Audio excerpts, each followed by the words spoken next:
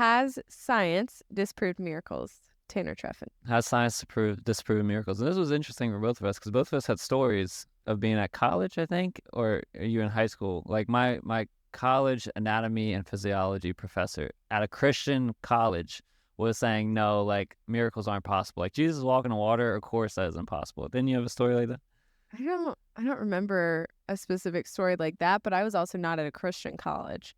So there was more of just like a God and miracles in general are just all a sham. Like it's a sweet little story you tell yourself. Yeah, and so the thing is if we talked about Genesis 1:1, in the beginning God created the heavens and the earth. If God can create the whole universe out of absolutely nothingness, no matter, no space, no time, no energy, then he can do whatever he wants inside that universe. So the question is there a God? Because if there's a God, then of course he can do whatever he wants inside that universe. And I used to think that you had to prove God's existence to prove that miracles were possible, but you don't have to prove that God exists. You just have to say that you have to show that God is possible, because if God is possible, then miracles are possible.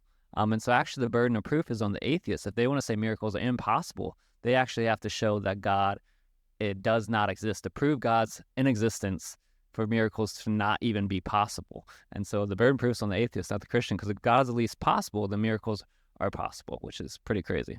Yeah, I think it's really interesting. Eric Metaxas wrote a book on miracles and points out in his book that if you believe the first line of the Bible, that in the beginning God created the heavens and the earth, then there you go. Like if he can create all of us and all of this, then certainly he can alter it as well with miracles. And so I think just something to think about if this is an area you struggle with is, by all means, there's some amazing thinkers that have written great books on this. Eric Metaxas has a book on it. C.S. Lewis has a book on it.